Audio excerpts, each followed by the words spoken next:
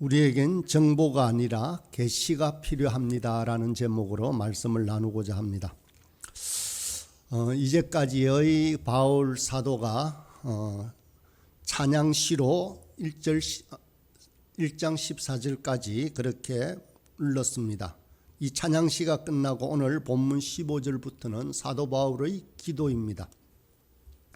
바울은 먼저 감사로 기도를 시작합니다. 아마 바울은 에베소 교회를 생각하면 눈물이 났을 것입니다. 에베소 교회는 바울 사도가 3차 전도 여행 때 3년이나 사역을 했던 곳입니다. 바울의 선교 과정에서 가장 오래 머물렀던 곳이기도 합니다. 바울의 수고가 헛되지 않게 에베소 교회는 사랑으로 소문난 교회가 되어 있었습니다. 지금 비록 바울은 감옥에 갇힌 몸이지만 이 소식을 그의 귀로 들었을 때 얼마나 감격했겠습니까? 자기가 뿌린 씨가 자라서 아름다운 열매를 맺는 모습을 볼 때에는 정말 그 기쁨이란 이루 말할 수가 없었을 것입니다. 그래서 바울 사도는 에베소 교회를 생각할 때마다 감사가 우러났습니다. 그래서 16절에 감사하기를 그치지 아니하고라고 말하고 있습니다. 에베소 교회를 생각할 때마다 그 기쁨이 그치지 않고 계속해서 우러났다는 말입니다. 이 기쁨으로 사도 바울은 에베소 교회를 위해서 기도하기를 시작합니다. 저희에게도 마찬가지입니다. 우리가 할 수 있는 가장 큰 보답은 바울처럼 내가 기도할 때 여러분을 기억하고 하나님께 구하는 것입니다 라고 말할 수 있어야 합니다. 그래서 모든 서로 우리 성도들 간에도 서로의 심령 가운데 기도의 제목으로 있어야 하는 것입니다. 우리는 서로를 위해 하는 기도가 주로 건강을 위한 기도이거나 사업이 잘 되고 직장에서 안정되고 높은 자리에 오르는 기도의 내용이 될 때가 많습니다. 아니면 자녀들이 잘 되고 계획하고 있는 일에 하나님께서 도우셔서 성공하기를 바라는 기도입니다.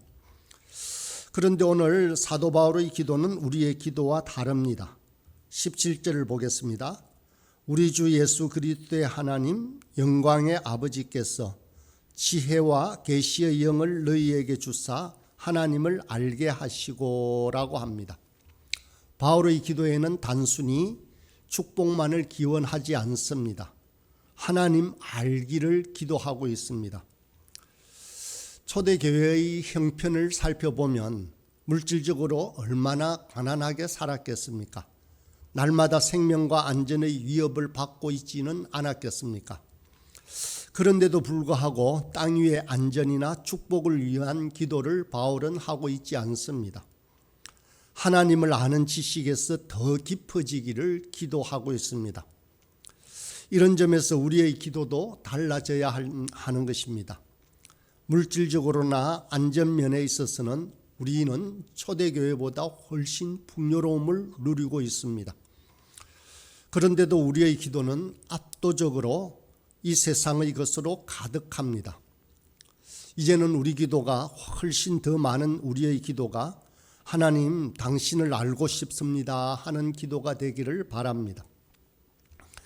하나님 알기를 기도하기 전에 바울은 우리에게 하나님께서 지혜와 계시의 영을 주시길 바란다라고 17절에서 말합니다. 또 18절에서는 너희 마음의 눈을 밝혀주시길 기도하고 있습니다.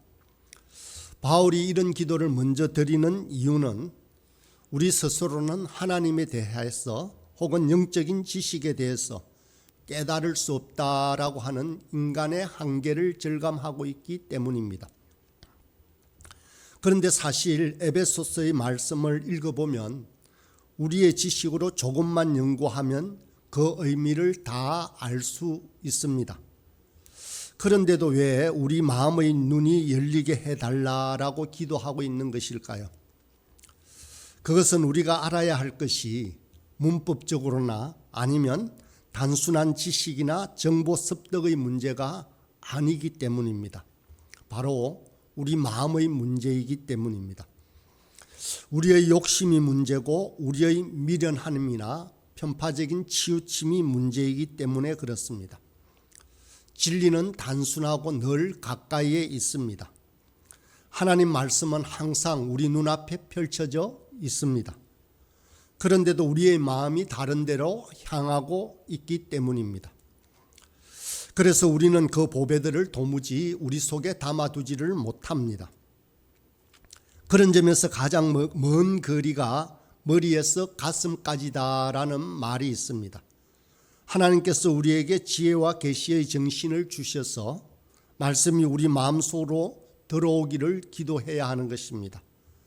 말씀이 즐거워지기를 기도해야 합니다. 그저 말씀을 읽고 있으면 몰입되어지고 그곳에서 큰 기쁨을 누릴 수가 있어야 합니다. 오늘 말씀 18절과 19절에서 바울은 세 가지를 구하고 있습니다. 첫째는 부르심의 소망이 무엇인지를 알기를 원합니다. 두 번째는 기업의 영광이 얼마나 풍성한지를 알기를 원합니다. 세 번째는 하나님의 능력이 얼마나 큰지를 알기를 원하고 있습니다. 첫 번째는 부름의 소망입니다. 하나님은 우리를 부르셨습니다. 하나님의 자녀로 우리를 부르신 것입니다. 18절에 보면 너희 마음의 눈을 밝히사 그의 부르심의 소망이 무엇이며, 이 구절에서 가장 중요한 단어는 소망이라고 합니다. 소망한다라는 것은 아직 이루어지지 않았습니다. 우리가 이루어야 할 목표인 것입니다. 우리가 가지고 있는 기대이고 희망입니다. 우리는 향방 없는 싸움을 하지 않습니다. 분명한 목표가 있습니다. 우리는 다가올 미래를 기다리고 있는 사람들입니다. 그저 이리저리 걸어가고 있는 것 같지만 분명한 목표가 있습니다. 그것은 우리가 완전한 하나님의 자녀가 되는 날, 그리스도의 통치가 완전히 이루어질 그날을 기다리는 사람들이다라는 말입니다. 우리 교회가 이름이 부활소망교회입니다. 우리는 부활을 소망하며 살아갑니다. 우리의 소망을 하늘에 둘수록 우리의 마음은 가볍고 세상은 건강해지는 것입니다. 세상의 희노애락에서 자유할 수도 있습니다. 영원한 하늘나라의 이상이 세상에 도전을 주고 변화를 가져다 주기 때문에 그럴 수 있다는 것입니다. 오늘 우리나 한국 교회의 문제는 더 이상 하늘나라에 소망을 두고 있지 않다는 데 있습니다. 세상에 매여서 세상과 함께 더러워져 가고 있는 것입니다. 모든 사람은 희망을 먹고 삽니다. 미래를 위해서라면 현재의 어려움도 인내할 수 있습니다. 우리가 그리고 있는 미래는 과연 무엇입니까? 우리가 기대하고 있는 소망은 과연 또 무엇입니까? 이 소망이 분명할수록 우리는 오늘 하루를 힘있게 살아갈 수가 있습니다. 이제 두 번째, 사도 바울이 우리가 알기를 기도하는 것은 기업의 영광의 풍성함이다라는 것입니다. 여기서 중요한 것은 풍성함이라는 단어입니다. 기업은 하나님으로부터 물려받는 유산입니다. 분깃입니다. 구약 이스라엘 백성들은 그들의 신앙을 기업신앙이라고 했습니다. 그들에게 기업은 가나안 땅에 정착하면서 각 지파별로 하나님께서 주신 땅을 말합니다. 그런데 사실 기업으로 받은 땅들은 비옥하지가 않았습니다. 지금 이스라엘 땅을 보면 그렇습니다. 이들이 정착했던 곳은 평야지대가 아니고 산악지형이었습니다. 강수량도 많지 않고 돌멩이와 거친 광야의 연속입니다. 그래서 유대인의 유머에 이런 이야기가 있을 정도입니다. 모세는 광야 40년 이스라엘 백성을 이끌었지만 가나안 땅에는 들어가지 못했습니다. 대신 하나님께서는 모세가 죽기 전에 느보산이라는 곳에서 가나안 땅을 볼 수 있도록 허락해 주셨습니다. 마지막으로 가나안 땅을 보고 모세는 숨을 거두었는데 재미있는 것은 그 사인이 심장마비였다라고 유모를 합니다. 모세가 쇼크를 받은 것입니다. 젖과 꿀이 흐르는 땅이라 생각했는데 돌멩이와 산지투성이라 쇼크를 받아서 그렇게 되었다라고 그렇게 웃고 이야기를 합니다. 실제로 이스라엘이 기업으로 받은 땅은 흠모할 만한 곳이 아닙니다. 땅으로 치자면 애굽의 나일 삼각주나 메소포타미아 유역이 훨씬 더 나았을 것입니다. 그러나 이스라엘 백성들은 그 기업을 너무도 소중히 여기고 귀하게 여겼습니다. 그 이유가 무엇이겠습니까? 단 한 가지입니다. 바로 하나님께서 주셨다라는 것입니다. 비옥하다, 그렇지 않다가 중요한 것이 아니었습니다. 누가 주셨느냐가 중요합니다. 하나님이 주셨기에 그들은 참으로 영광스럽게 여겼습니다. 이 땅을 통해서 이루실 하나님의 놀라운 언약이 담겨 있기에 비록 거친 황무지이지만 그들에게는 너무도 소중했던 것입니다. 우리 그리스도인들에게는 하나님 나라라는 막대한 유산이 약속되어 있습니다. 바울은 그 기업에 참여하는 것이 얼마나 영광스럽고 얼마나 풍성한지를 깨닫기를 위해서 기도합니다. 세상을 향해서 우리가 관용의 마음이 되고 너그러워지는 것은 바로 우리가 너무도 크고 좋은 것을 받았기 때문입니다. 세상에서 아무것도 가진 것 없지만 우리가 당당하고 큰 소리 칠 수 있는 것은 바로 장차 막대한 유산을 받게 된다는 약속으로부터 나오는 권위에 있기 때문입니다. 사장의 아들은 지금은 비록 말단 사원일망정 다른 사람들이 함부로 대하거나 자신 또한 비굴하게 처신하지 않습니다. 왜냐하면 그는 장차 사장이 될 것이기 때문입니다. 이제 사도 바울이 세 번째로 알기를 원하는 것은 우리 안에 역사하는 하나님의 능력입니다. 19절을 보겠습니다. 그의 힘의 위력으로 역사하심을 따라 믿는 우리에게 베푸신 능력의 지극히 크심이었다는 것을 너희로 알게 하시기를 구하노라. 이 19절 짧은 한 구절에 힘이라는 단어가 여러 번 나오고 있습니다. 또는 위력, 능력, 역사한다 등의 힘과 관련된 모든 단어가 다 등장하고 있습니다. 한마디로 우리에게 임한 능력은 엄청나게 크다라는 것입니다. 그 힘의 능력이 빛나고 있는 것은 바로 그리스도의 부활에 있습니다. 20절 말씀입니다. 그의 능력이 그리스도 안에서 역사하사 죽은 자들 가운데서 다시 살리시고 하늘에서 자기의 오른편에 앉히사라고 말씀하고 있습니다. 인류를 얽어매는 힘은 죽음의 권세로부터 나옵니다. 그런데 그 막강한 죽음의 권세는 예수 그리스도를 통해서 파괴되고 만 것입니다. 이 힘의 능력이 장차 우리 또한 부활시킬 것을 믿어 의심치 않습니다. 우리의 담대함은 바로 이 강력한 힘에서 비롯됩니다. 바로 이 부활에 대한 믿음에서 비롯된다 할 수 있습니다. 하나님은 능력으로 죽음을 파하셨을 뿐만 아니라 이제는 그리스도를 하늘 보좌에 자기 오른편에 앉히셨다라고 말씀하십니다.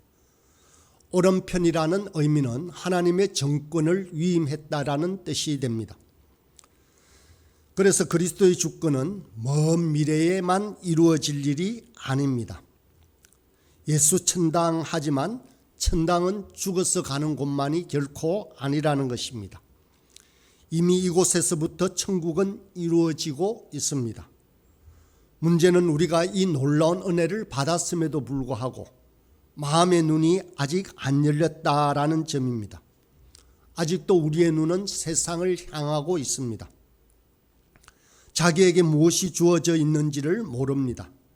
그러니 사도 바울은 안타깝고 답답해서 이런 기도를 드리고 있는지도 모릅니다. 그 힘의 능력을 모르니 물질이 많으면 교만해지고 없으면 비굴해집니다. 누가 알아주면 홀랑 넘어가고 알아주지 않으면 포기하고 마는 것입니다. 문제는 내 안에 있습니다. 여러분, 우리와 같은 성정을 가진 사람이지만 사도 바울의 태도를 한번 보십시오. 빌립보서 4장에서는 이렇게 선언을 합니다. 내가 비천에 처할 줄도 알고 풍부에 처할 줄도 알아. 모든 일에 배부르며 배고픔과 풍부와 궁핍에도 일체의 비결을 배웠노라. 내게 능력 주시는 자 안에서 내가 모든 것을 할 수 있느니라. 능력 주시는 자 안에서 내가 모든 것을 할 수 있다라고 하는 이 고백, 얼마나 담대한 고백입니까? 그래서 가끔 하나님은 우리를 코너로 몰아가실 때가 있습니다. 그래서 우리가 코너에 몰려서 악에 받쳐서 하나님 살려주세요 할 때 그때 그 능력이 임하기도 합니다.